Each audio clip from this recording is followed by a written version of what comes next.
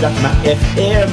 Ito ang 107.7 Energy FM. Araw at gabi mo'y tunay na sasaya dito. Sagot namin tugtugan, kantahan, walang patid na tawanan at kulitan. Huwag mong sabihin radyo, sabihin mo Number 1 Energy.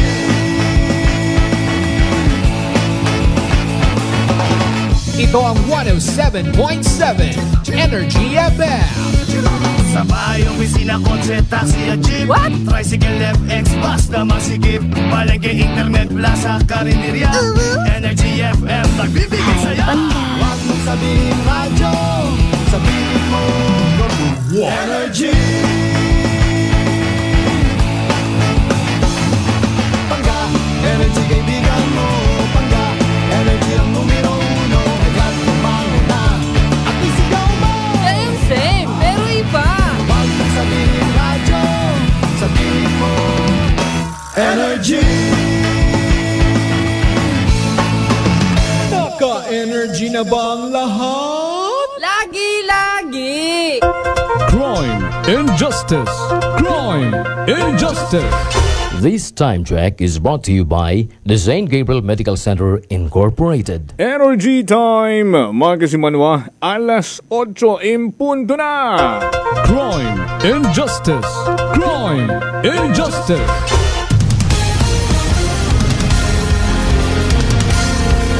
Balik kita mga kasimanwa sa ating pagpanerbisyo publiko. Sa giyabon ninyo ginapamatian no number 1, 07.7 Energy FM Kalibo. A proud member of the kapisanan ng mga broadcaster ng Pilipinas. Ang pinakasikat na FM. O haragon rin yung krang ginahugat-hugat kada Lunes. Rong programang Crime and Justice with yours truly. And Attorney Axel Gonzalez. Hindi taon pagpabuhayon ba? Naka-standby na si Attorney Axel. Attorney, good morning! Ang timot sa atin ng mga kasiman masakyan. Kabay pa nga sa mayag ka mong panggawason. And sige, tuloy lang atong public service. Yes, sa aton nga mga kasiman masakyan. mga kasimanwang akyanon ng And mga... hopefully makabulig kita. Kanda, makatawag ka na informasyon nga at Yes. least kung paano magkaroon ng proteksyon, sanda, agandang pamilya sa bagay nga. Hello? Yes, Attorney. Yes, loud and clear. Opo. Hello? Yes, Attorney. Hello, wag pre. mo speaker. Dali lang, Attorney, ha? Oo. Anong monitor na lang siguro parts. Di ka to na lang gid sa aton niya, no? Sa aton headset. Attorney, klaro? Attorney, kamusta ang sud na? Ayun, okay na. Ayun, okay na, Attorney? Sa Messenger? Messenger? Yeah, okay naman. Klaro naman ako. Messenger? Oh, yeah. I can Ayan. hear. I can hear. Okay. So, there you go. Manami kong matarong Lunes nga ay padayuno namon rong pila pa ka mga maabo pa sa Bill of Rights nga dapat masayuran itaton ng mga kasimanwa ay iya nga ni sa Crime and Justice. We care. Ayun.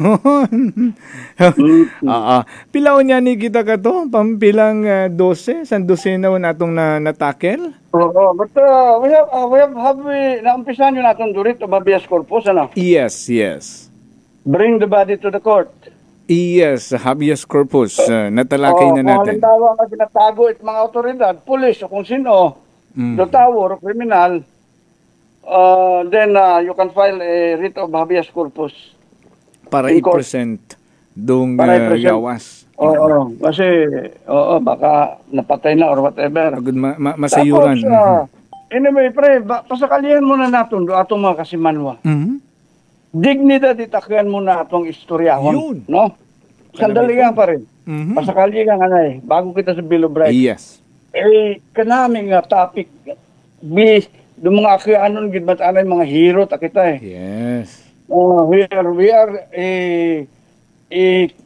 tabok. We are people of marami tayong mga hero sa akyan. Yes. No? And isa ka dito si Candido Iban. Si Candido Iban is from Liloan. Malinaw. Malinaw. O, kita mo papakan, mga taga Malinaw. Yun, malinaw nun. Ba, nagkabamati. Malinaw nun. You should be proud. You should be proud na itong ating si Candido Iban was born in Liloan, Malinaw, October 3, 1863. And become the leader of the Katipunan in the Visayas. Yes. Ikaw nga, great sacrifice. Grabe, no? Para magkaroon tayo ng magandang kuwan sa ating probinsya. Especially yung ating mga kabataan, mga youth na itong masakyan. So we should not squander this. Yeah. Ibig sabihin, irespeto natin ating sarili, wag natin ibenta ang ating boto sa eleksyon. Ayun, May tama. nagpakamatay roaton ng mga ninuno, roatong mga heroes para magkaroon kita ng matino na gobyerno. And then, pagdating ng eleksyon ay nagapila ka mo, kapangayot kwarta, bastos ka mo tanan. Para ka kon. Niyurakan nyo ron dignidad kita Niyurakan nyo, kanon. tama. Niyurakan nyo, rodangal. Makahuguya. Tungog, kita kanon. Kamu tanan, duga bakawit buto, agrugin ba kayo nga buto. Pare-pareho kayo. Mga gago kamu tanan. Pare-pareho. Pare-pareho pa sa kalye, no? Gago kamu. Kasahid kita karon. Pero I'm not one against anybody. Kasama sa buhay yan eh. Pero your sakripisyo atong mga hero sa akin. Bakit si Candido Iban? Nami ito ang pangabuhi pre. Because he is the first OFW ha. Unang overseas foreign worker. Oo, kasi pumunta siya sa Australia. Okay. Nag-dive siya doon ng pearl diving. Oo, kaya nung while in Australia pare, sinwerte siya. Si Candido Iban ha, mga taga-Liloan ha, malinaw, makinig kayo. Taga-Aklan ginman ay taga-Aklan. Sa bilog ng Bisaya rin mo, pero kanga sa Aklan kita, nga, kuhan kita, aton Pero kita. nag-Australia, Tagalimaw, manamit anang kabuhi. Oo. Nag-OFW mo sa Australia, pre. One boy as pearl diver. Okay. And while being a pearl diver, pre, nanalo siya sa lottery. Ay, oo. May loto na pala noon. Kuya, meron na pala noon, no? May loto na pala noon. And then, ang ginawa niya, umuwi siya sa Pilipinas. May pera na siya eh. Ngayon, nakontak siya ng Katipunan. Itong si Procopio at saka si Andres Bonifacio. Nung andito siya sa Maynila. So, ang ginawa niya, nag-donate siya para makabili ang Katipunan. Imagine mo ron para makabili ng printing press. Machine. Oo. For printing press machine for Katipunan in Manila. And how much is that at that time? Mahal yun. Oo naman. So talagang sacrifice, nagtao. Akyanon, nagtao, printing press sa Katipunan. Agbukon matmanggaranon gid si Candido nagtawag mo sa loto. Swinerte lang talaga siya. Oo, so ngayon na-induct siya sa Katipunan sa Montalban. Kasay ka pre sa Montalban, abo ng Tagalibakaw ato mga kasimanwa pa mga Tagalibakaw. Sa Rizal. sa Montalban abo karon San Mateo ag Montalban abo karon atong kasimanwa na Libakaw mga madalag. Okay. So, kaya saan ka man kumakaklanon. Ayro akon nga tiya o nasa Binangonan eh. Okay, so, kung ano yung pwedeng makita man nga paghanap buhayan. So, because of that, umuwi siya sa Kalibo. Nung ma-induct na siya sa Katipunan, silang dalawa ni Castillo, General del Castillo. Oo, umuwi sila sa Aklan. And then, nag-organize sila ng Katipunan. Si Candido Iban, si Castillo. And in fact, talaga mayroong uprising. In 1897, bago sila namatay, 82 Katipuneros. Coming from Liloan. Pakpakan ulit sa mga taga-Liloan. Mga taga-Liloan, no? El levantamiento de los 82 de Liloan. Wow, Spanish. Pinasok nila ang Kalibo. Capital town. Medyo natalo sila. It failed, no? So, nahuli sila. So, on March 23,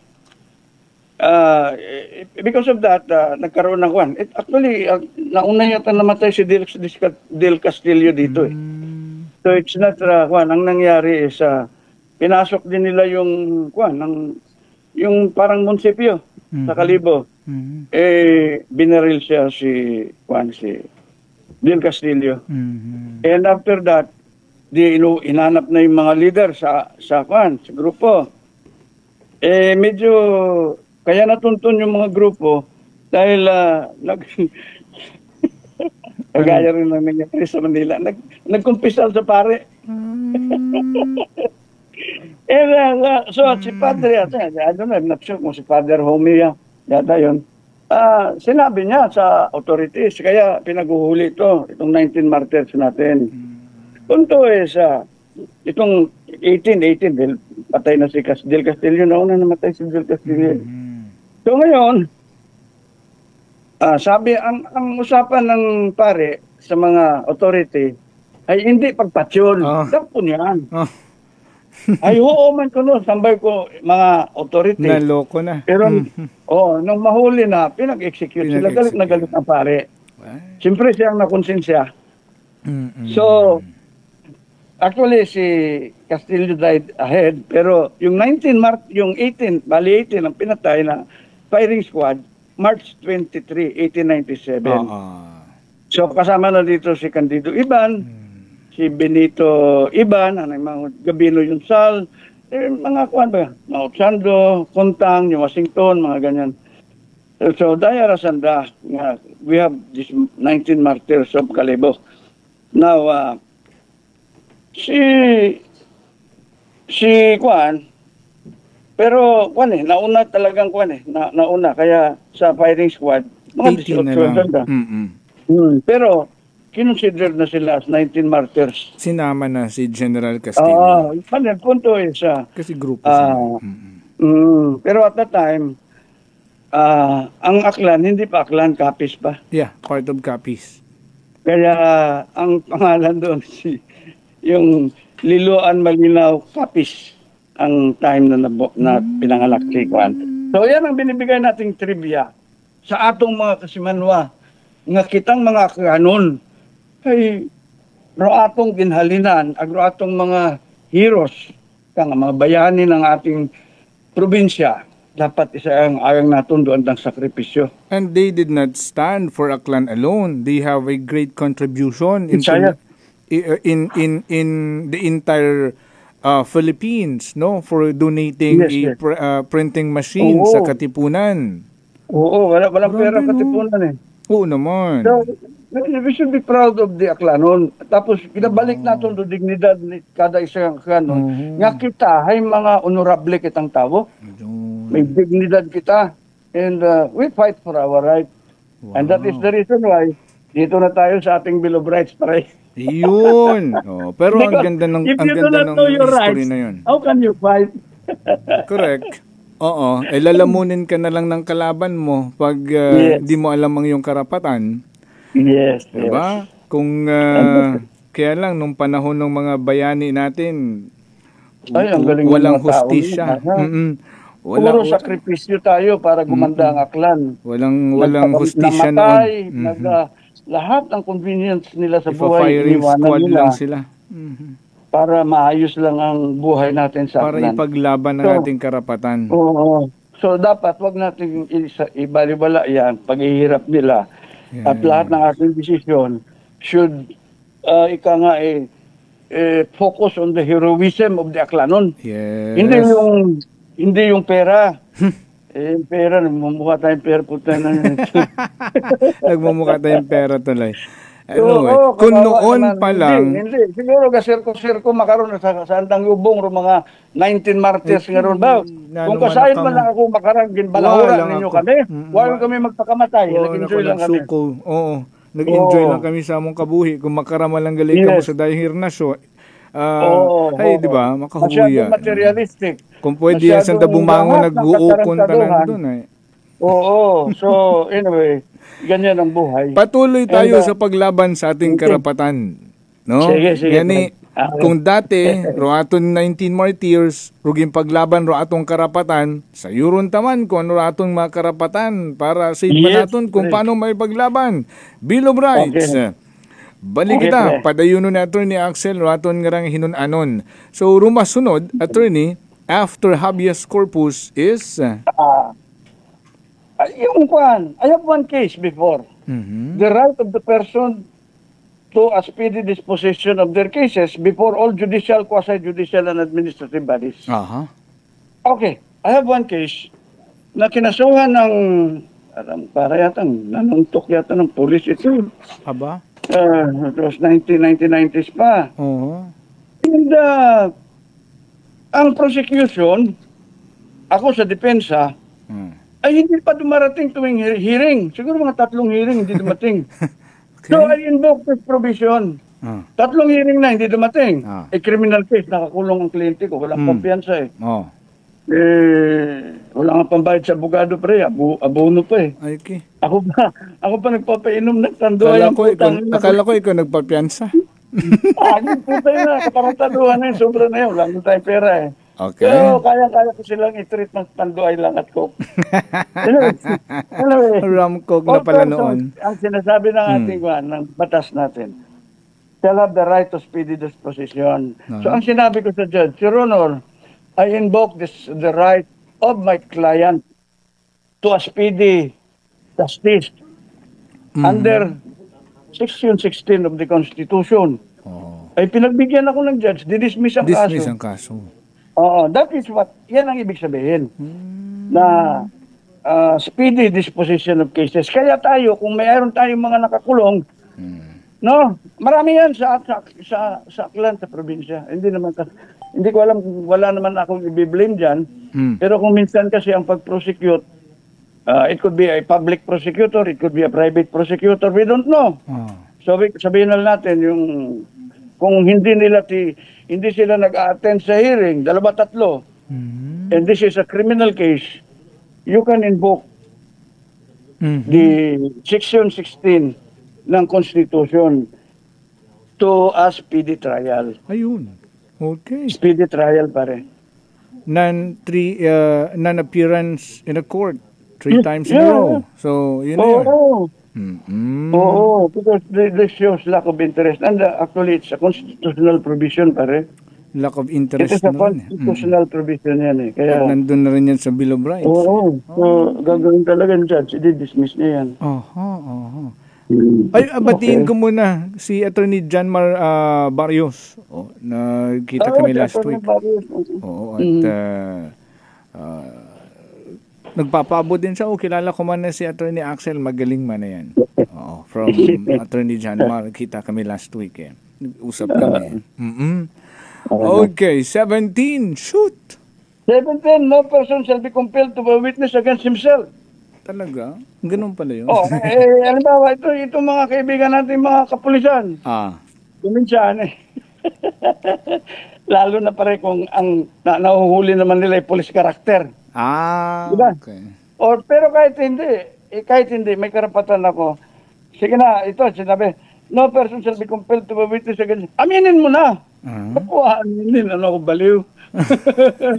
Siyempre, sa ating mga kasimanwan, huwag kayong maamin pag sinabing aminin nyo na or i-compel ka mo nga aminon because sa constitution natin, ang batas natin, pero pinakamataas kasi pare ang constitution. Pinakamataas. Ang batas kayang baliin ang constitution eh. The law applies to all but definitely the constitution is above the law. Because that is the law of the land. So, ang Constitution, no person shall be compelled to bear witness against oneself. Kung pilitin ka ng police, aminin mo na, no, I invoke my right. Kaya pala kahit sa mga hearing sa Senado, I invoke my right. I invoke my right. Paulit-ulit na lang sinasabi nila, I invoke my right. Alam mo ang strategy dito sa Senado? Kung ako ang akusado, kagaya ni Alice Go, kung ako abogado yan, papailan ko na ng kaso. Sabihin ko na, sige, pailan nyo na ng kaso. Si Alice. Para pag sinabi sa korte sa Senado kasi ang mga Senado nagpapagandang lalaki rin naman yung mga yan, eleksyon eh. Ay, mga ganon. Ano nga yan, grandstanding naman ang mga... Totoo lang. Okay lang naman, oh. Hindi naman tayo. Pinanganak kahapon, 68 na si attorney. Huwag na tayo maglukuhan. Ngayon, May revelation. alam mo ang gagawin ko? Alam mo ang gagawin ko? What? Papailan ko ng kaso yung kwan. Si Alice. Alice Go, sa ibang tao. Para pag tinanong ako, no, Your Honor, there is a pending case against me. Filed against me. I cannot answer on that. Sub judice. Ayoko, sub judice. Oo, so I invoke my right. Oo. And then another thing is, it might incriminate me. Yeah. Pero paano, di ba, nung naalala ko lang kasi, yung mga ninja cup na tinatawag, nung inimbestigahan sa Senado, laging sagot, I invoke my right. Nagalit yung Senado, kinontempt. No, there is a pending case. Kung walang pending case, wala. Oo. Oo, pero talagang i-contempt nila, hindi naman magkukuha yan eh. Because i-contempt pa ako sa Senado, punta tayo Supreme Court. Ayun ang magiging remedy. To be a witness against himself. Alam mo kasi, utuutuin ka naman dyan sa Senado. Hindi naman ganito. Papasukin ka ng papasukin kasama na sa kaso sa'yo. Tingnan mo yung si Aguila, si Senior Aguila. Yung salita ng salita, hindi na nakalabas. Si Alice ko, baka magtago na rin ako. Ay, pero yun nga, malamang magtago na rin yan. Sa dami ng tinitira sa kanya, it's already a political persecution. What's wrong with Pogo? Normal. Pogo is not bad. Yan ang position ko dyan. Ngayon, kung mayroong nabugbog dyan o kung ano, di i-regulate, ikulong kung sino. But not to eliminate Pogo as a whole. Kumikita ang gobyerno dyan eh. Kailangan nakukuha lang nila na ang buluhan lang kung ano. Pero there's nothing wrong with Pogo. Meron totoo talaga, may nabubugbog, may mapasok na kwan, na trafficking, ganyan. Huwag mo isarado ang Pogo kasi regular legitimate negosyo yan. May permit yan sa PAGCOR. May permit sa local government. Kahit yung PAGCOR naman nagsasabi na i-regulate lang eh. Hindi i-eliminate kasi ang laki. Ang laki na mawawala sa gobyerno. Ang laki. Because ako pare, hindi naman ako nagkukuhan kaya ako makapugo ako dahil may mga kliyente ako sa Pogo, wala na nga dito eh. Nakikita ko naman eh. Wala naman talagang masama silang kuhan. Gusto lang nilang kumita. Alam mo, Chinese. Gustong kumita. Mga negosyante yan eh. Ang dami dito noon. Ang dami-dami dito sa kondo ko pa rin, ang dami mga Chinese dito. Noong araw, nag-uwian na rin, madami na eh. At noon, ang daming mga hanap buhay dyan, yung mga nagtitinda ng kung ano-ano, ang dami. But, alam mo na, nawala na nga. Ayusin, no? Oo, kasi talaga naman, nahaluan na ng sindikato. Ano? Andiyan na yung kidnapping, andiyan na yung pagtutorture, pero i-regulate talaga yan. I-regulate, tapos yung kidnapping na yan, sila lang naman nagkikidnapan eh. Alam ka naman, kidnapin nilang Pilipino nung makukuha nilang pera sa Pilipino. Ito ang masama pa dito. Meron silang mga close-in security. Mga polis ito eh. Ako, Diyos ko. Sa totoo lang no offense sa polis. Sa experience ko, ang pinakamagaling at disiplinado Marines. May security agency din ako kasi. Na naging tao ko ang pulis, general pa, talagang pulis. Yung isa naman na Marines, Master Sergeant lang, ang galing. Trusted. So, nakita ko na. Sa mga tao ko naging kuhan, Marines ang pinaka-trustworthy. Sa Pogo pumasok ang pulis. Andyan ang kidnapan. Tapos ka. May nirekomenda ko dyan sa aking kliyente sa Pogo pare. Taga-Aklan. Sabihin ko na lang pangalan niya, si Abi. Yung dating bodyguard ni Vice Governor Pabulayan. Vice, aming kandidato sa Vice, Yeah. si Sodosta, Oo. si Abi. Mhm. Eh, may close-in lahat, experience. Pero hindi makapasok-pasok. Ang gusto nila, police. Ayun.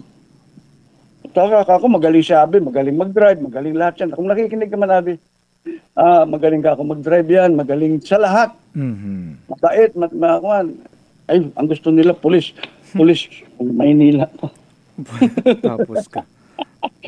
Ayan na. Nagkidnapan na. Naging gutom. Ayan, ganun talagang buhay. Kung gusto nila, kumuha silang Marines. Ayun, magagaling yun. Jungle fighters. Disiplinado yan. Okay. So anyway, doon yan ang sinasabi natin. No person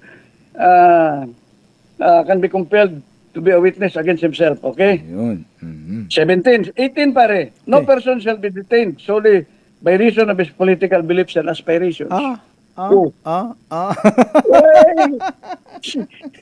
Kalima ako. No person shall be detained for political beliefs and aspirations. Okay, ako, ilagay ko ha. Although, sabihin ko na sa inyo lahat, wala akong balak magkandidato. Bahala na kayo sa buhay niyo dyan. Tutulong na lang tayo kahit kanino. Both sides, tulong tayo. But not magiging partisan ako kay kung kanino. Assuming, ang ruling party dyan sa atin, isang, halimbawa, lagay na lang natin na KBL or whatever, o federal or whatever. No. Ang paniniwala ko, gusto ko, liberal o nasyonalista. Ikukulong mo ako? So, ayan, ang sinasabi, na no person shall be detained solely for reason of political beliefs and aspirations. Democratic country. Even the Communist Party. Although, of course, wala nang Communist Party. Pero sa party list natin, marami diyang kaliwa. O hindi mo naman pwede ikulong yan. Bakit? Yun ang belief nila eh. Yeah. But if they turn their belief into action, that becomes, they will be liable. Hindi lang naman, nagsasalita lang naman sila eh. Ito yung mga tinatawag natin parang progressive block. Yeah. Oo, kaliwa. Kaliwa yun, mga kaliwa. Nothing wrong with that. So anyway, yan. So, for political beliefs, that is why ang mga party list natin, yung act, kung ano-ano mga party list, medyo, yung si Hontiveros comes from Gabriela. Is a progressive group yan. Ang tawag na yan dahil mga leftist. Pero ngayon, ginagawa na nila para maganda pakinggan, progressive. Progressive. So anyway, there's nothing wrong with that. As long as you do not translate your belief into action, then you become liable. So yan ang, no person shall be detained by reason of political beliefs. So marami tayong party list dyan. Unless nagka-martial law. That's another story. Para sa mga kasimanwa ko, pag may martial law, walang writ of habeas corpus. Wala na eh. Walang batas. At sino ang if there is martial law, wala tayong korte. Military tribunal. Yeah. But there were court during Marcos time dahil after na. Pero sa umpisa, sa unang araw ng martial law, wala. Military tribunal lahat. Wala. Pag nilibing ka nila, wala nang habeas corpus. Sorry ka na lang. Wala na yung mga no person can be compelled against witness. Pwede ka lang torture. Wala na lahat. Wala na ang constitution. Wala na. Pag there is a martial law.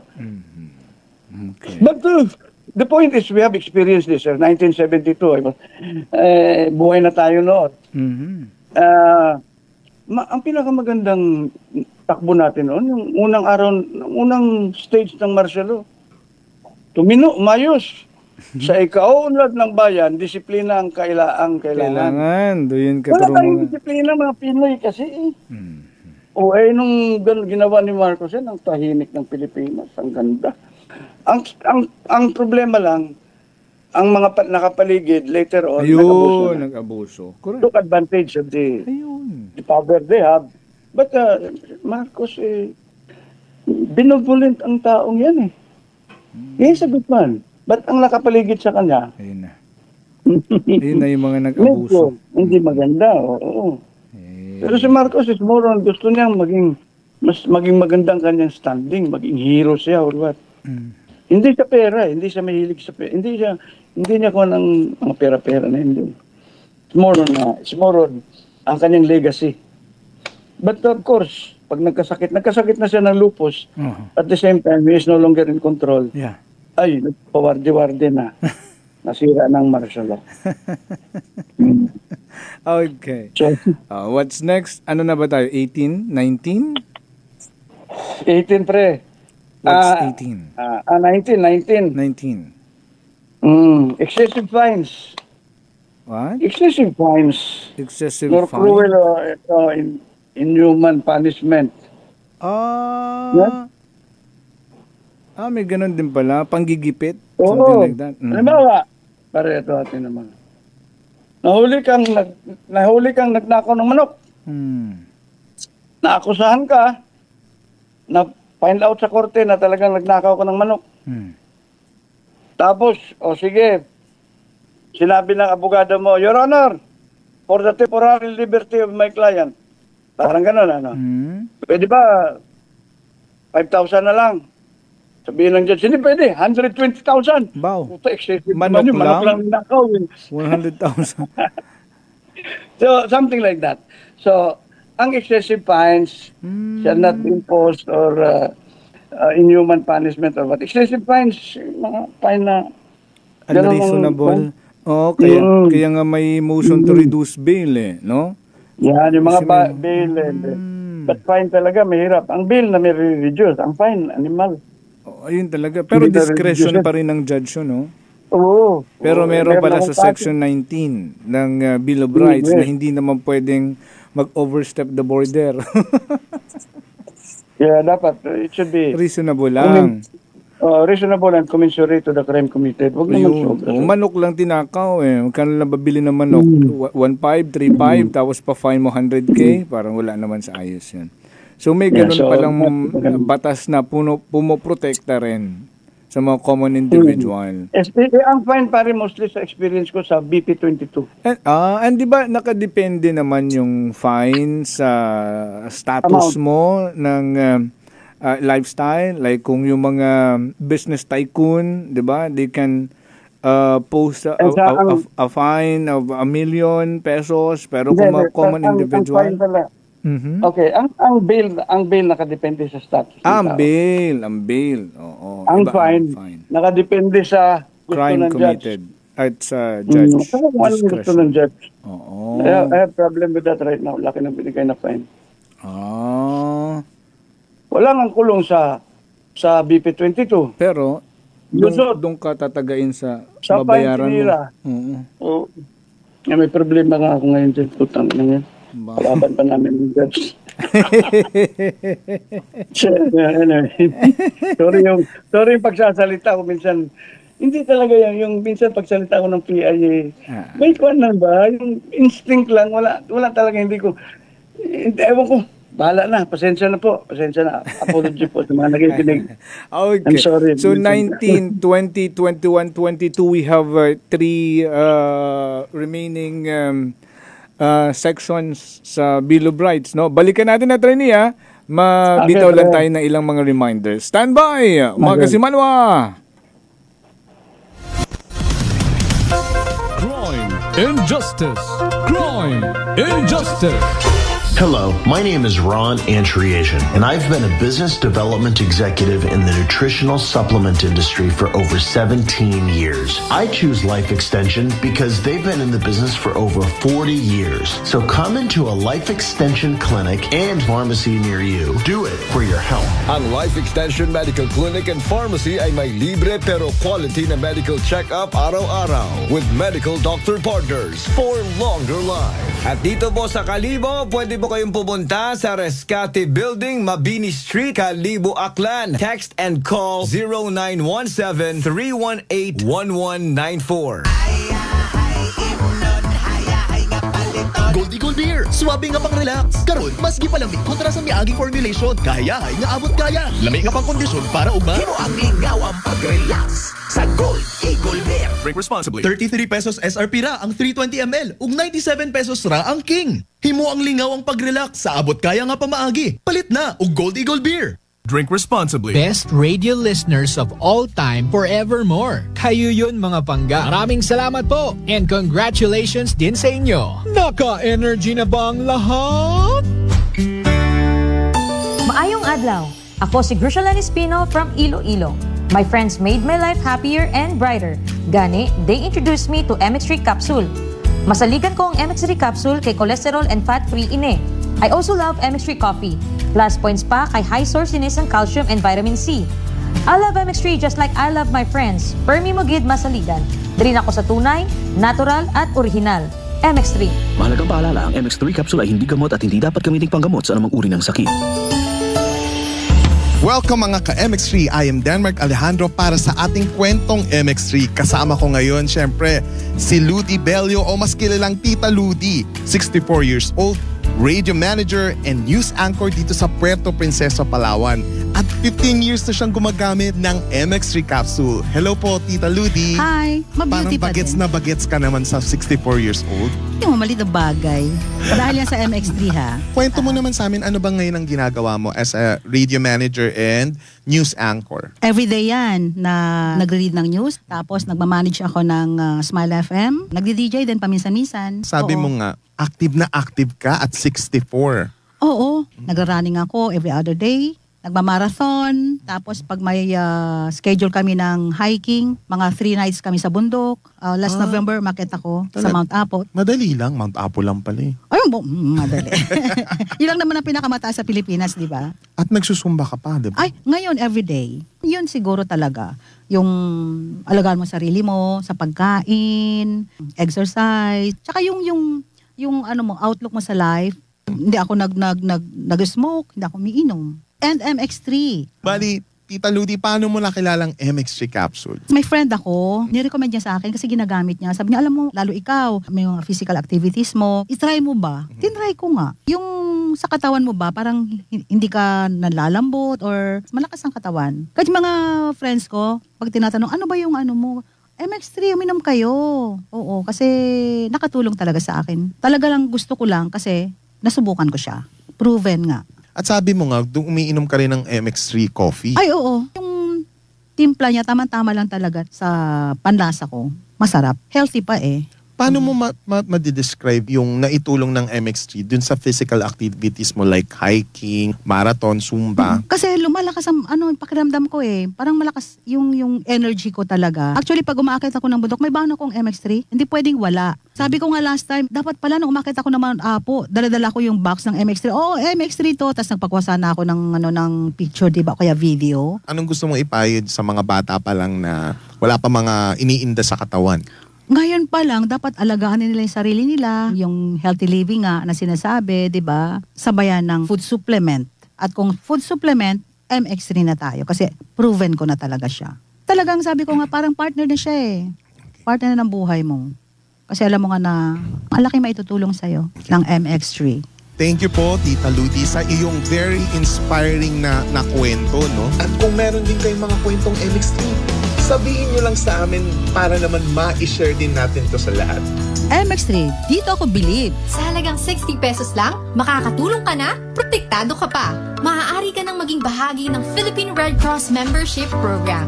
Bilang isang member, meron kang access sa iba't ibang services at assistance ng Philippine Red Cross. Ang iyong pagsali sa membership program ay magbibigay rin ng suporta sa mga serbisyo ng Philippine Red Cross na tumutulong sa mga taong nangangailangan. Maaari kang pumili mula Classic Membership, Premier Bronze, Premier Silver, Premier Gold, Premier Platinum, Senior Membership at Senior Plus Membership. Bumisita sa pinakamalapit na Philippine Red Cross chapter o pumunta sa link na ito. Kaya ano pa ang hinihintay mo? Halika na at maging miyembro ng Philippine Red Cross Membership Program.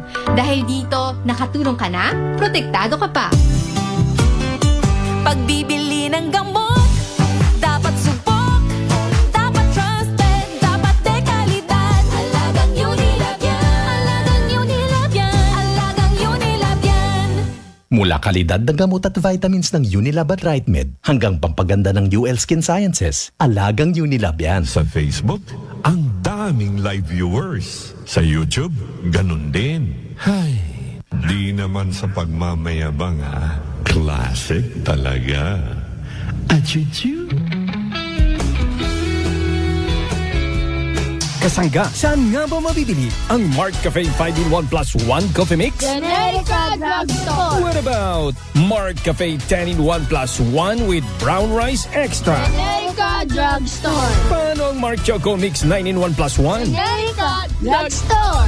Tamang iyong narinig. Over 700 branches nationwide. Mabibili mo na ang Mart Cafe 5-in-1 plus 1, Mart Cafe 10-in-1 plus 1 with brown rice extra, at Mart Choco 9-in-1 plus 1. Kaya mga kasangga, bili na! Tikman ang sarap ng natural at damhin ang ginhawa kasama ang Generica Drugstore. Prepare delightful dishes every time with Technogas Technique appliances. Experience excellent cooking results with Technogas Technique's premium selection of cooking ranges, range hoods, built-in hobs, ovens, and kitchen appliances. Technogas Technique combines elegance, functionality, safety, and durability to enhance your skills and passion for cooking. Make Technogas Technique your cooking partner and fill your kitchen with appliances made to last. That's the Technogas Technique. Magandang kalusugan. Sino po sila? Pedalaris po. Taga saan po kayo? Anawan Ocampo po. Kayo po, nanay, umiinom na ng ating rice coffee? Opo, matagal na po. Nung kayo po'y uminom ng ating rice coffee? Magaling na po. Hindi na po nag-ano yung blood sugar ko. Mababa na po. So nakatulong ng napakalaki yung pag-iinom po ninyo ng ating rice coffee? Napakalaking tinulong talaga po ng rice coffee po sa blood sugar po. Simulan mo na rin ang pag-iinom ng Rice Coffee Mix Herbal Coffee 14-in-1 plus 1. Allen Smart and Allen Merchandising. Mga suki! May balik promo na sa Allen Merchandising and Allen Smart. Pabugas-bugas sa gihaponigan kita. Raffle promo. Sa Allen Smart, ag Allen Merchandising kamo mangumpra. Ag may raffle ticket promo ka na. Magadaog kagun, buenas paraing baraka. Sa gihapon, mga suki, abanti na. 50 kasako nga bugas, winner ka. Allen Merchandising and Allen Smart, nagapanubo kami, kumukamu, pinagabi. Pabugas-bugas sa gihapon gang kita. Raffle promo. For DTI Fair Trade Permit Number, RBI-AKL-02-010, Series of 2024. D3 Bio. Ako si Boards, nagabantay sa lula ko nga may Alzheimer disease. Tumanagid ka malipaton, gitry namon patumaron sa D3 Bio. Ilalang kabula, nagbalik normal ang paminsaro ni Lula. Bangod ina sa D3 Bio. D3 Bio. Ang D3 Bio yung may VCO. Ang VCO yung may D3. Mga butika. May family history ba na kamuusong diabetes? Mag DTX 500 ka. Mataas ba ang imo blood sugar? Mag DTX 500 ka na. DTX 500. Ang may powerful compound. Nga nagapanubos ang imo blood sugar. DTX 500. Garantisado. Epektibo. Aramis DTX 500. DTX Coffee Mix. Ako si Rina. Permi lang hulong akong ulo. Sang nagtesting man ako. DTX Coffee Mix. Panami gid sang pamatjag. Nadula na ang hulong sang akong ulo. Salamat gid DTX Coffee Mix. DTX Coffee Mix. Sa mga butika. Whirlpool Appliances brings you a new era of home living, where we are all about sensing what matters. Elevating your lifestyle has never been easier. From Whirlpool washers that adapt to your laundry needs, to refrigerators that extend the freshness of your food items. As an American pride for over 110 years, Whirlpool is dedicated to creating innovations that truly matter. Experience the Whirlpool Sixth Sense innovation. Whirlpool, sensing what matters today. Making your world a little easier. Whirlpool. Ako si Linley Villanueva, isa ka online assistant and valuable coach. Nagsugod ako inom sang MX3 capsules sang 2018. At that time, I was already working online and also take care of my aunt at home. Bisan ano ka busy, I always work out and eat healthy food. Kapartner ko ang masaligan ko nga MX3. Ano man nga mga roads sa akon kabuhi, handa ko atubangon kay kaupod ko si Lord kagang MX3. Mahalagang paalala, ang MX3 capsule ay hindi gamot at hindi dapat gamitin panggamot sa anumang uri ng sakit. Ay, bangga! Ay, bangga! Energy FM. Number 1. Energy FM.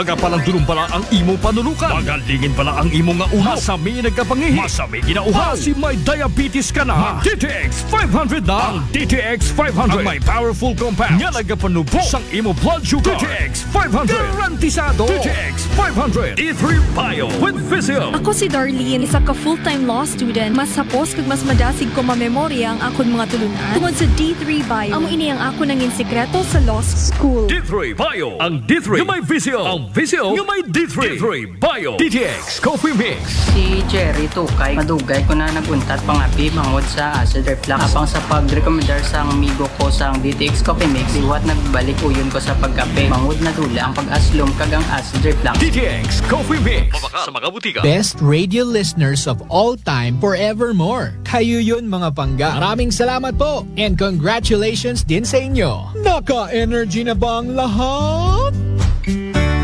Life Extension Vitamin D3. Linuria Torres, 45 years old. Nag-start ako ng life extension, D3, 2020, na diagnose ako as ovarian and endometrial cancer. Thanks God, ilang years na, tumor marker ko normal na gid. Life Extension Vitamin D3. Life Extension Vitamin D3. Potent, safe at siguradong epektibo. Aprobado ng FDA na may approved therapeutic effect. Life Extension Vitamin D3 for longer life. Mabibili sa mga butika. This time check is brought to you by the St. Gabriel Medical Center Incorporated. Energy time, mga kasimanwa. It is now 8:44 in the morning. Balik kita sa ating pagpanerbisyo publiko sa programang Crime and Justice. Haranay raton ng reminder ha, rong life extension, may libre nga consultation Monday to Saturday from 9 a.m. to 3 p.m. Pwede man ka mo mag-text kung kinahanglan niyo appointment para sa inyong check-up. Mag-text nga mang sa 0917-3181-194.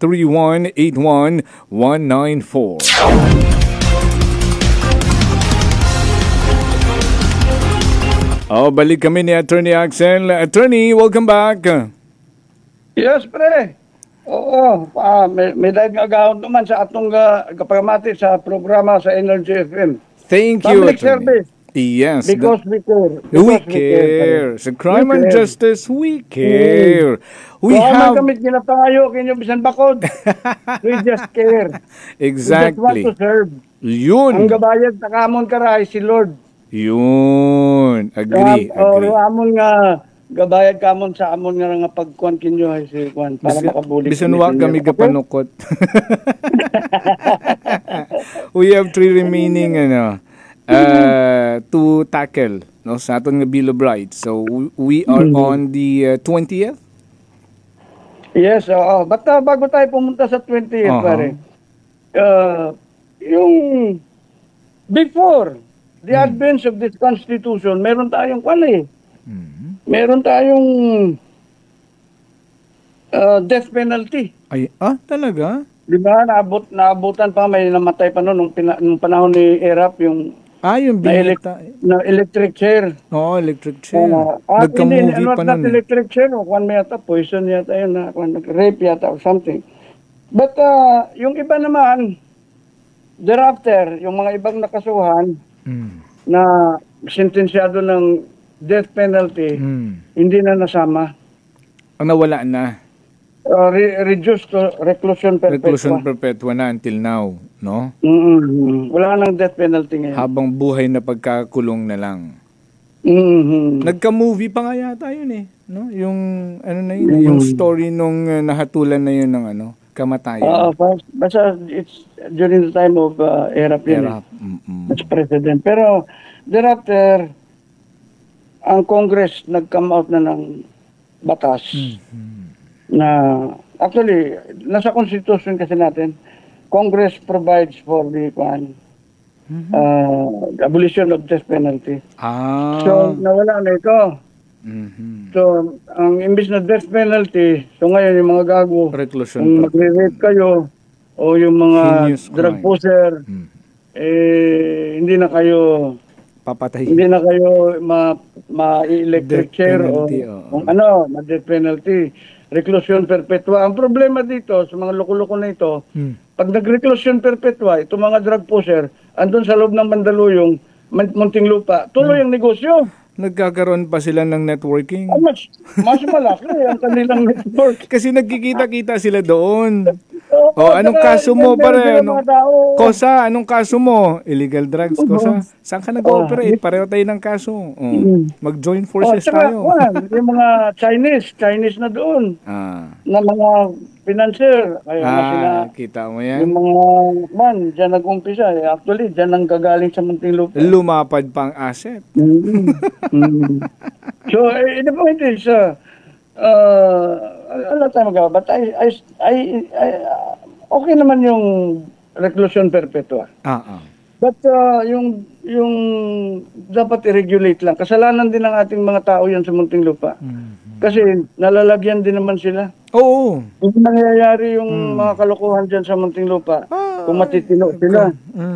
Ang iba dyan, pag napupunta sa Muntinlupa, nagtitreasure hunting. Yun ang naging akusasyon kay Dilima. Si Bantag. Asa na ba si Bantag ngayon? Missing in action pa rin. Nagtatago pa rin. Diba? Kasi yan ang sinasabi nating weather. Grabe pa yung mga pag-grandstanding niya noon. Makubol na winasak niya, minaso.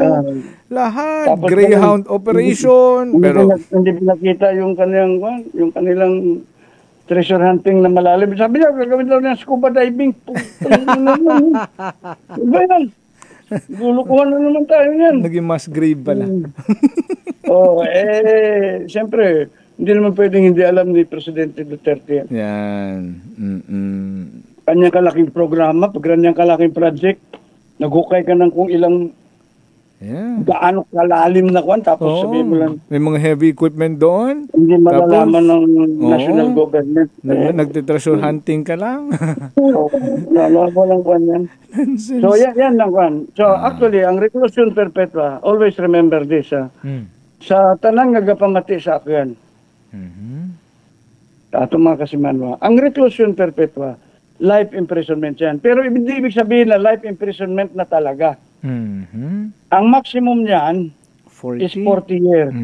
40. It should not go beyond 40 years. Yes. But then, kung life imprisonment at maganda ang iyong pinapakita, ibig sabihin is you are a good prisoner, magiging 26 years na lang yan.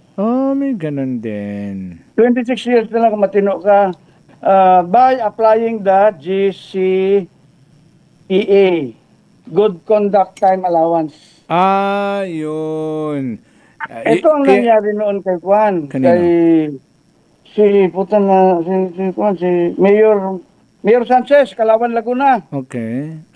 Okay. Ang kanyang, he was accused, convicted of raping killing and raping a woman sa Sarmenta.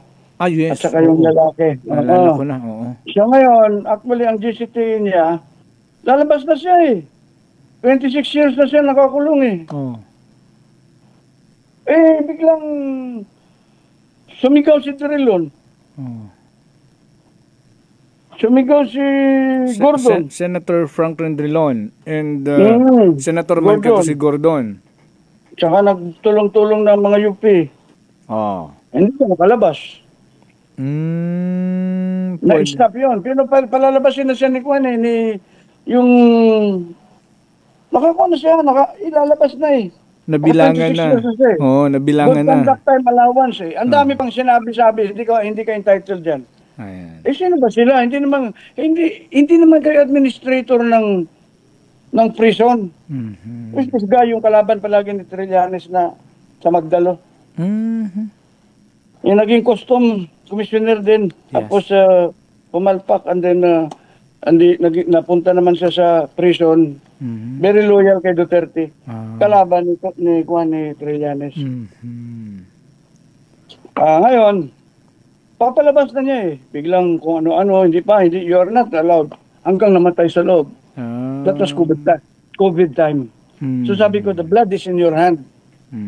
Sa kamay ng mga hindi nagpalabas kay Sanchez. Because hindi ko naman sinasabing walang kasalanan si Sanchez.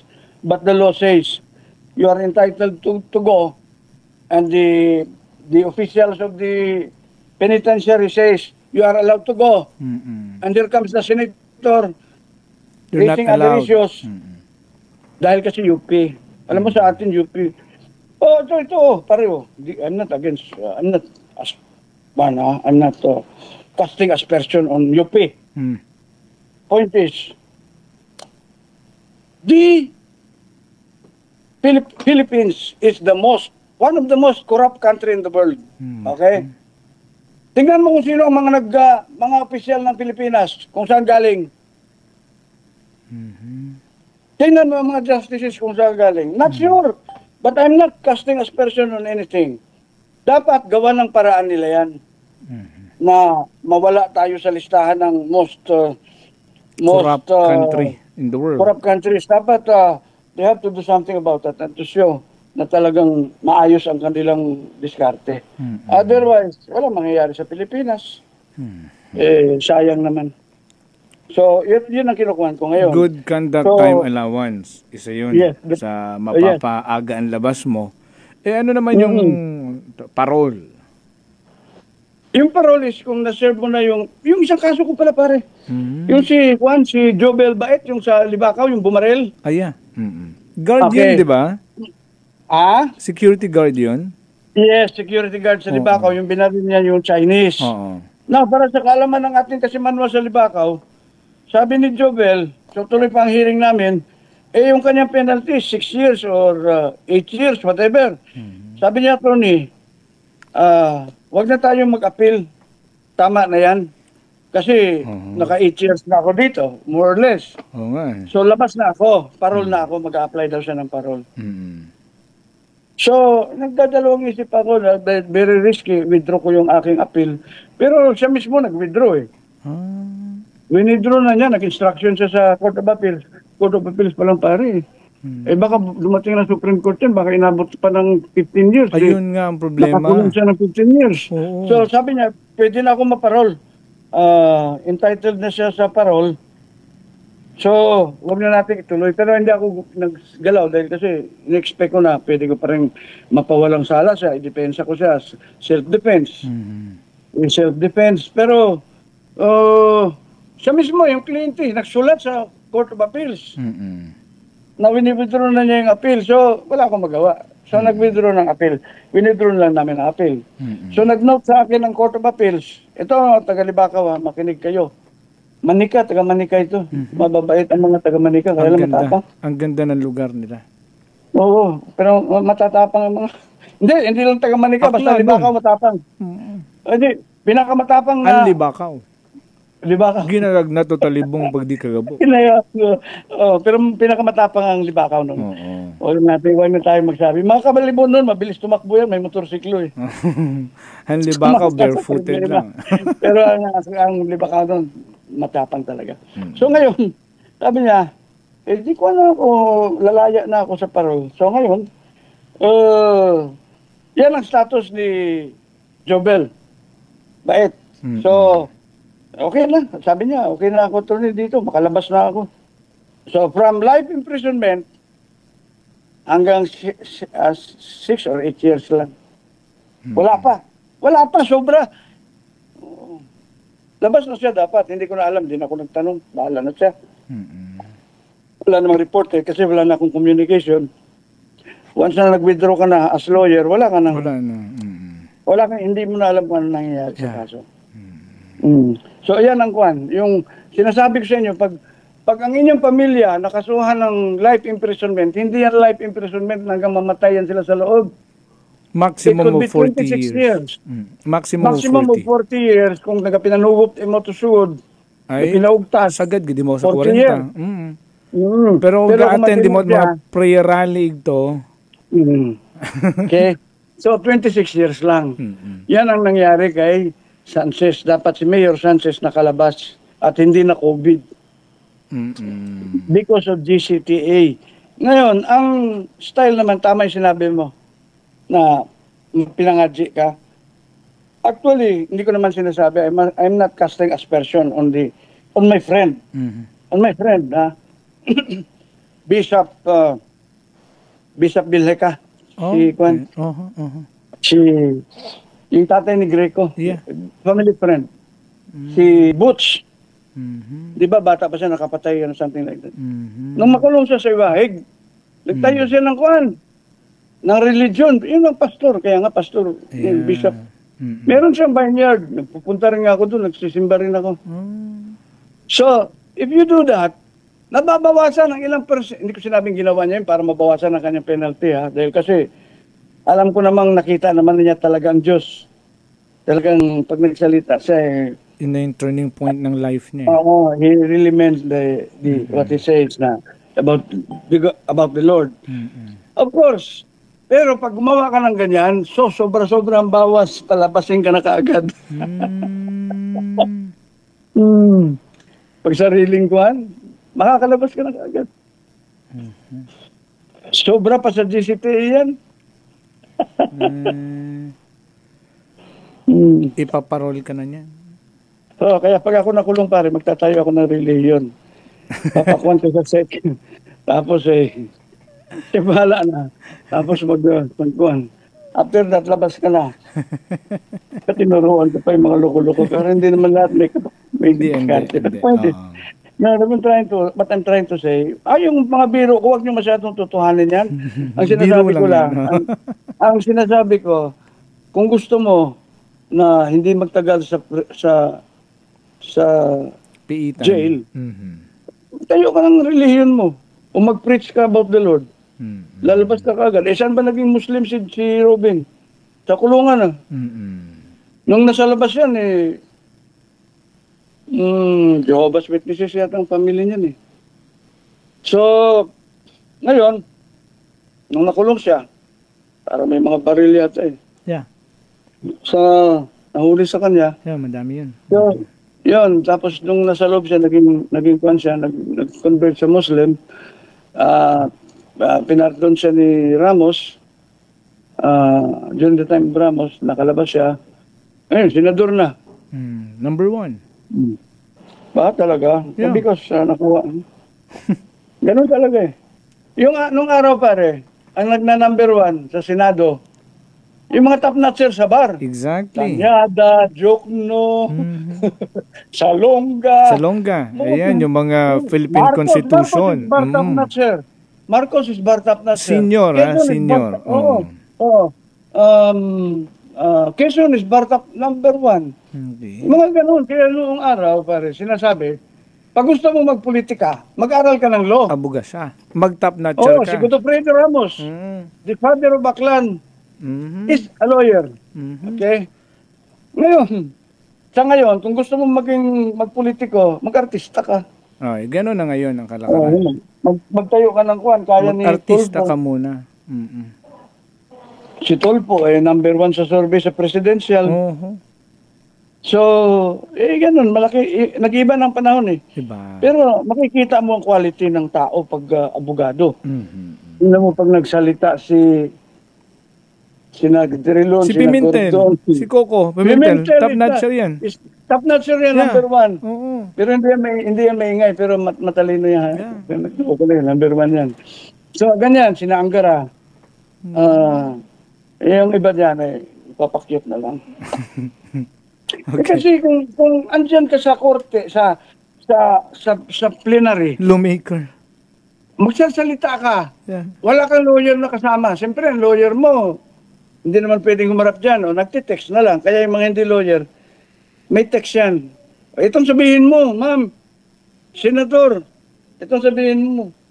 Kasi ang lawyer, yun ang magbibigay ng direksyon Ngayon kung lawyer ka, spontaneous, makikita mo po. Iba. So, hindi ko naman dinidegrade yung hindi tingnan mo si Miriam Defensor Santiago during her time. Walang ibang pwedeng walang mag-interrupt sa kanya. Walang puporma talaga.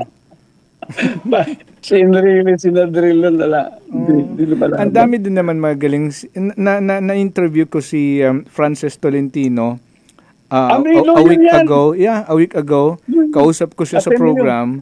Matindi rin yung mga achievements na academically, no? Yan yung mga talaga yan. Kaklase ni Noy Aquino yan sa Kwan, sa Ateneo. Kaya lang, naiwanan siya ni Noy. Hindi siya nasama sa senador. dumikit ngayon kay Duterte. Ganyan siya. Sige, next. Pare, no person shall be imprisoned. Tuloy ko pa ba? Yeah, may dalawa pa. Tapusin natin ngayon para next Monday, iba na tayo. No person shall be imprisoned for debt or non-payment of full tax. So, pag may utang, itong tumatawag sa akin, hindi ko na sasabihin pangalan mo. Tagaibahay ka, kaibigan kita, ulol ka eh. Bakit? Tawag ng tawag, text ng text. Attorney, may threat na naman sa, utang lang ka ako yan, wala namang nakukulong. Ang kulit. Hindi ko na sasabihin, pero kung nakikinig siya, alam niya yan, sino siya. Na sabi ko, no person shall be imprisoned for debt.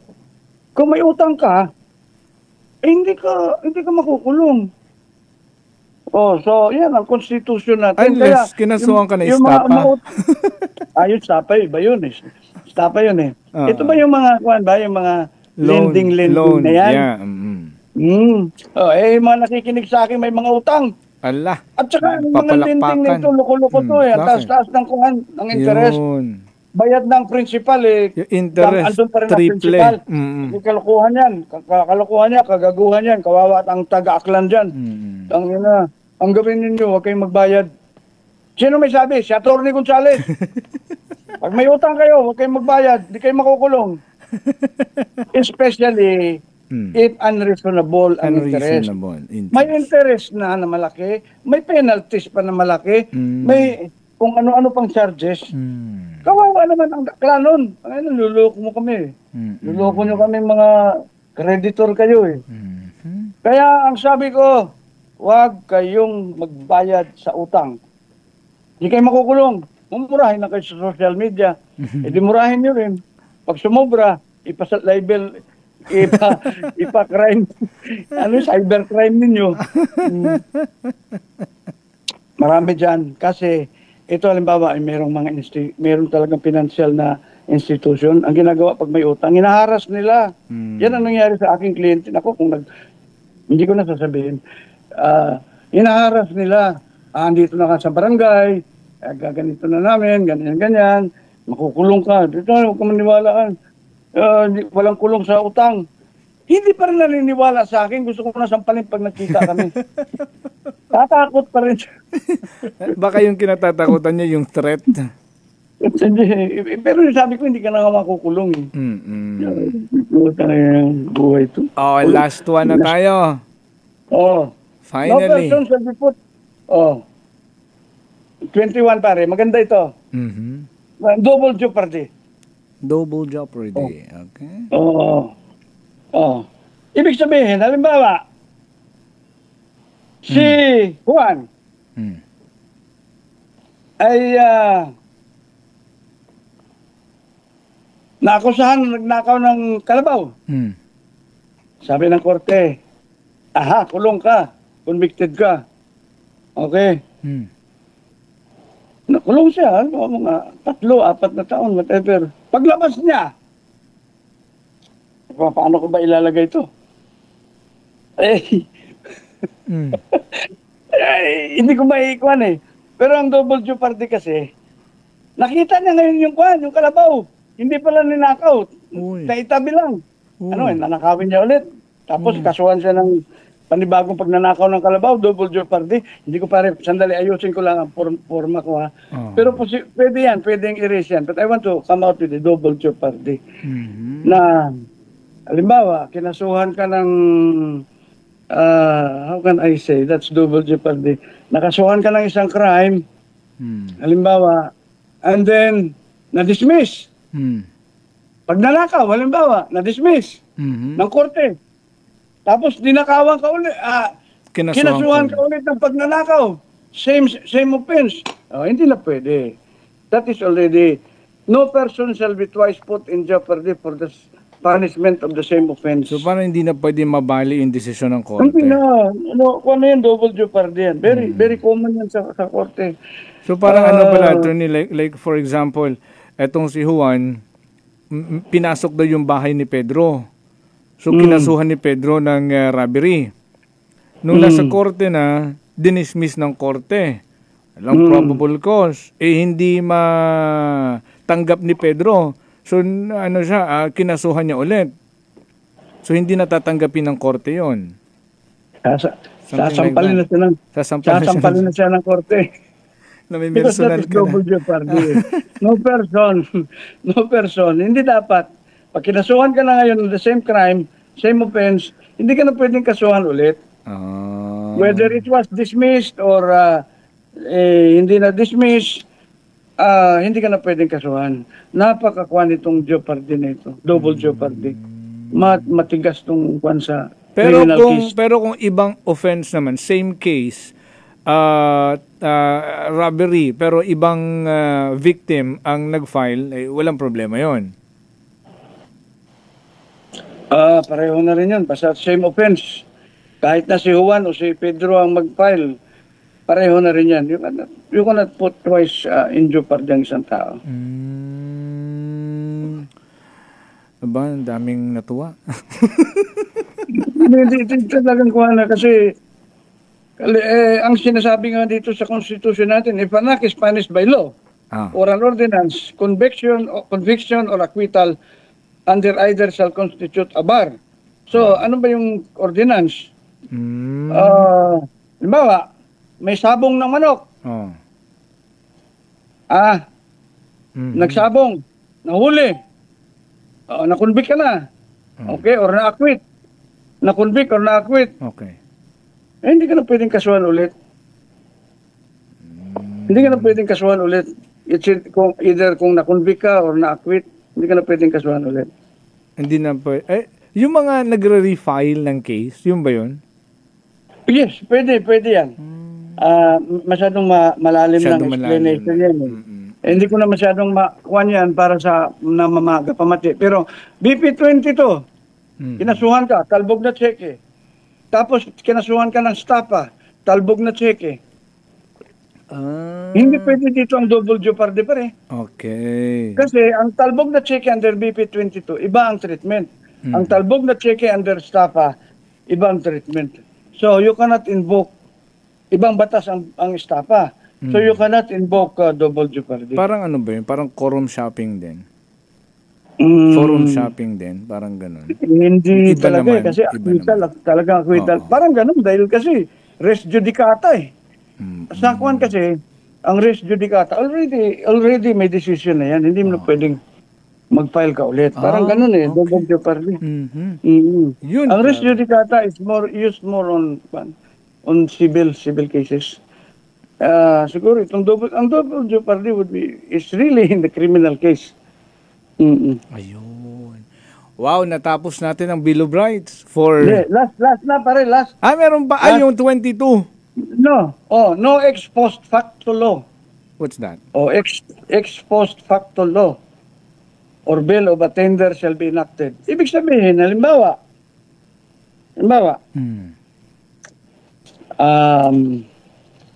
shall be, ito, nag-apply ka ng kuwan.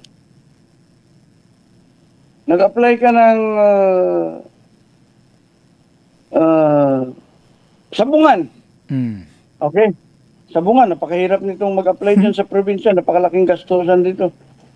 Dito lumalabas ang gastusan na malaki. So, sabungan. Okay. Ngayon, kuwan ka na, na-approve na. So, operational ka na. Nainggit sa'yo ngayon. Kalaban mo ang mayor eh. Kalaban mo ang local government eh. Okay. Gagawa sila ng ordinansa. That hindi pwede ang magtayo ng sabungan dito sa munisipyo retroactive. Halimbawa, 2023. Retroactive 2022. Ay? That is ex post facto law. Pangit naman. Inatras nila. Lagi na hingabot gid. That is an ex post facto law. Now, dadalhin natin sa national. Ayun na, ganyan din ang concept na there is already an agreement or there is already a law or privilege or given to a certain person tapos bigla kang magpapasa ng batas. Hindi pwede no? Kung kailan atrasin mo na hindi pwede. Kung kailan na ipasa ang batas, Yun din ang effectivity date nun, di ba? So, the effectivity of the law is always prospective. Prospective, hindi Ito, it's really prospective, advance, abante. Yan. Future. Never patras. Prospective ano ba ang kuha ng prospective? Hindi patras. Unless it is favorable to the accused. Ala, may ganun. Retroactive. So, generally, ito pare all laws, lahat ng batas, prospective pare. Ang application niyan, after the law was passed. It can never be retroactive. But then, there is an exception. There is an exception, pare. There is an exception. The exception is this one. Like, for example, si Juan, kaso drugs, rape or murder, whatever, nasentensya ng death penalty. Okay? Aba, naghihintay na lang siya ng oras niya para bitayin siya. Biglang naglabas ng batas na bawal na ang death penalty. Ayun. It will retroact automatically. Lahat na naka-line up. The death penalty, wala na. Kaya nangyari yan no? Oo. The death penalty erase, marami yan. Nung in-implement yung abolition ng death penalty, ang dami kasi may mga line up na yun no? Oo, nakasala. Kaya naghihintay na lang sila na kukuryente na lang sila or injection na ng kuan. Lethal injection. Lethal injection. Biglang nagbago pa rin. Nagpalakpakan itong mga naka-line up. Biglang nawala. So ngayon, since it is favorable to the accused, pwede pala yun. It has a retroactive effect. The law can have retroactive effect. Ganun yan. Oo. So, ganyan ang batas. So may mga ganyan tayong so always remember, pag nagpasa ng batas, ordinansa, kahit sino, si mayor, si governor, whatever, it is always prospective. It will not apply sa patras, only pa-advance lang yan. Effectivity of the law, yan palagi ang basis. Hindi mo pwedeng gamitin yan na patras. So yun ang exemption lang. Except when it is favorable to the accused. Or it is favorable to the debtor. Ay, siguro. Okay. Yeah. Nagdagdag na lang ako pa rin ng opinion ko, favorable to the debtor.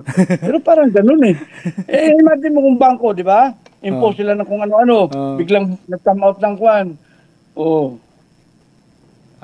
Nag-come out ng batas na bawal yung ganito-ganito. It is favorable to the debtor. Then, I can invoke that law. Although wala pang decision ako na basa. Pero meron siguro na kung kukuhan mo. Basta favorable sa accused. No? Sa accused. Automatic yan.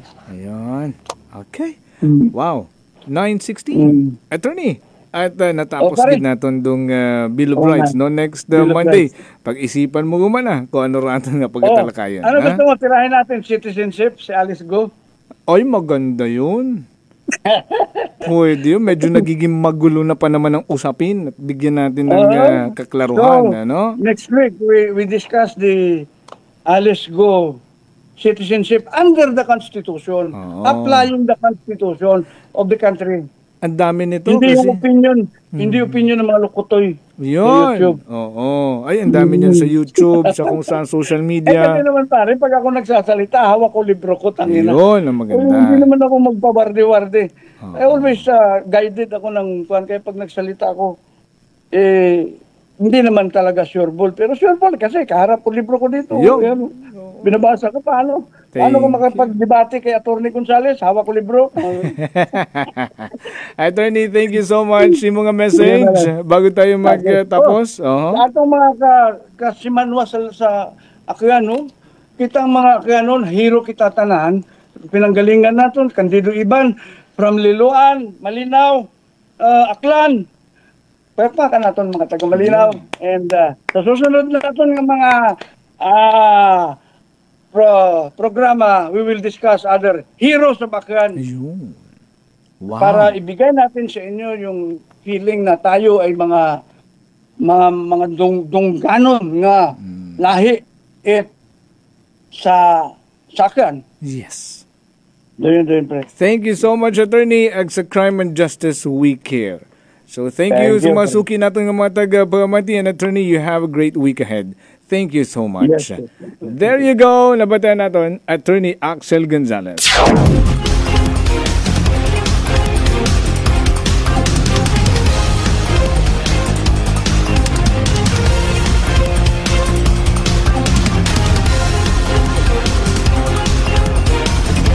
O siya, gapawin kita ha. Sana kita di karaya, mga kasimanwa. Tomorrow again, same time, only here sa number 107.7 Energy FM Kalibo. Sa first part, itatang nga programa makaroon ka nga adlaw Lunes. Atong nga naging kaakbay sa pagkatod balita sa Sakit Patrol. Ginamanihar tamon ka nga navigator kasimanwang Jerome Lastimosa. Atong nga Energy Patrol reporter. Kasi manwang Malbrit Dalida. Ako mga co-pilot sa technical side, Chief Noriel Pastrana. Kabilugan nga po sa Santa Tahang Lakasit Energy FM Kalibo sa overall supervision. Amon karang pinalanggang CEO and the KBP Aklan Chairman kasi manwang Apol Zarasped III.